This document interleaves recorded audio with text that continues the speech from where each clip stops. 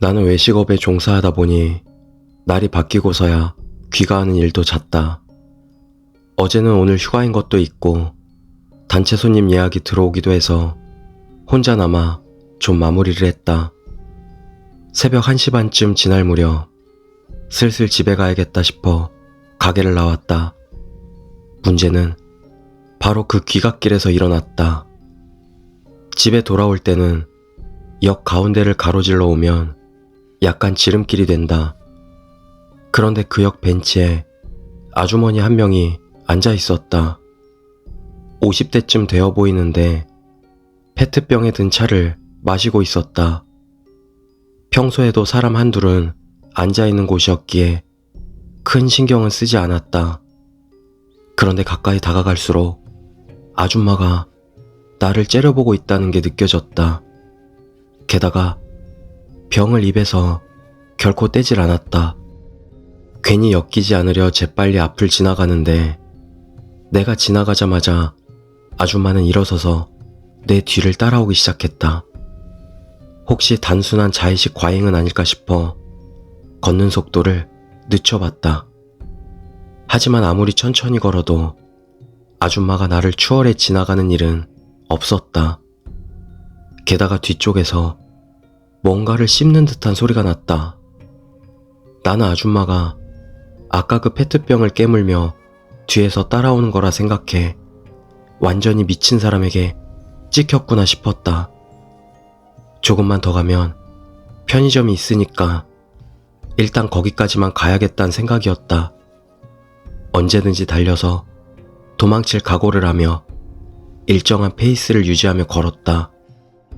곧 있으면 편의점이 나올 무렵이 되자 뒤에 있던 아줌마가 걸음을 재촉하는 게 느껴졌다. 나는 온 힘을 다해 편의점으로 뛰어들었다.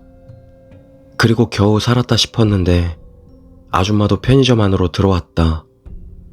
경찰이라도 불러야 하나 싶었던 순간 아줌마가 말을 걸어왔다. 괜찮아. 무슨 일 당한 건 아니고. 무슨 말을 하는 건가 싶었다. 당신 때문에 내가 얼마나 무서웠는데 하고 되받아치고 싶은 심정이었다. 아줌마 말을 들어보니 내가 편의점에 들어오기 전까지 계속 뒤에 누가 달라붙어 있었다고 한다. 아줌마는 역 앞에서 마중 나올 사람을 기다리고 있었는데 내 뒤에서 머리가 길고 흑백 옷을 입은 사람이 걸어오더라는 것이다. 옆을 지나칠 무렵 뭔가 이상하다 싶더란다.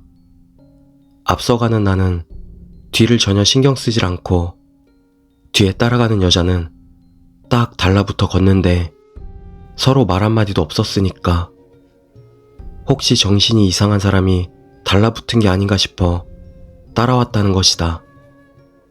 편의점 다가와서 속도를 냈던 건 나를 잡고 편의점에 대피시키기 위해서였다고 한다.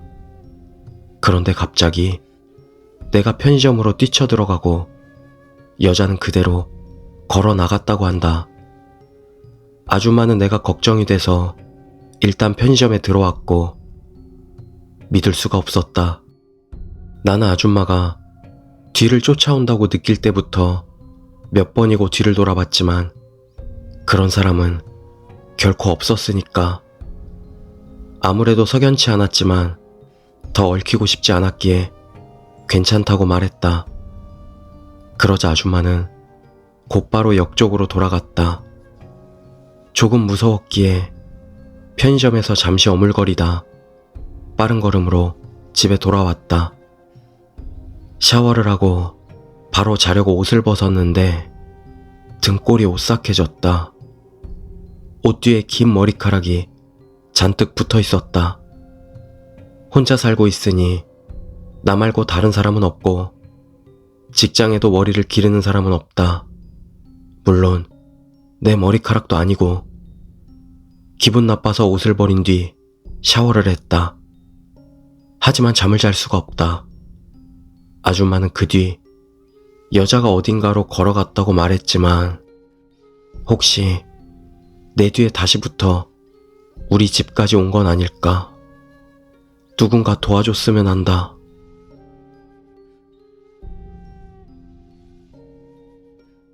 두 번째 이야기, 101호실. 과거 호텔에서 근무하던 시절 101호실에서는 뭔가 나온다는 이야기를 선배에게 들었었다. 그 방은 평소 야근 담당자를 위한 수면실로 사용되고 있었다. 그래도 성수기가 오면 손님을 안 받을 수도 없는 만큼 1년에 몇 번쯤은 손님이 묵게 된다. 하지만 언제나 한밤이 되기도 전에 방을 바꿔달라고 요청하거나 다른 방이 없으면 아예 방을 빼버리곤 했다. 돌아가면서 그 방에서 뭔가 나왔다는 이야기를 하거나 겁에 질려 도망치는 손님도 계셨었다. 그러는 사이 수면실을 이용하던 직원들 사이에서 몸이 나빠지는 일이 일어나기 시작했다. 내 눈앞에서 쓰러져 죽은 동료만 2명이었다.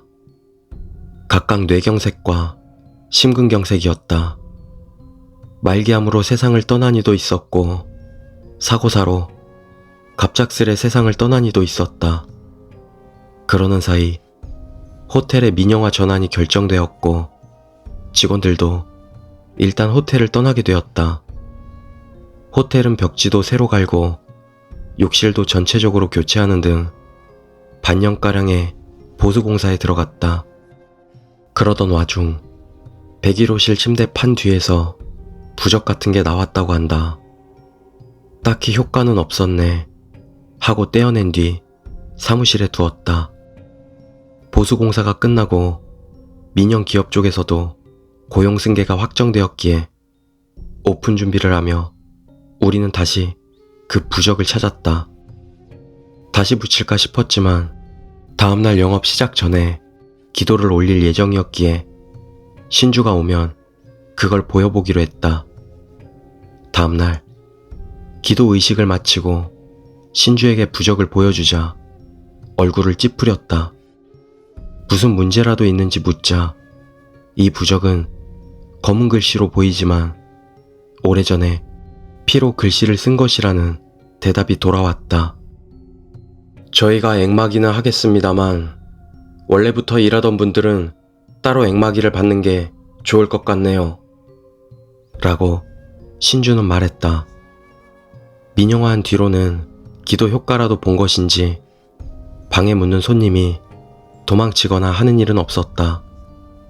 하지만 오픈하고 1년도 되지 않아 심근경색으로 직원 1명이 죽었고 정신 이상이 와서 2명이 그만뒀다. 나도 심근경색이 일어나 일은 그만뒀지만 그 후 눈의 시력이 거의 없어지고 말았다.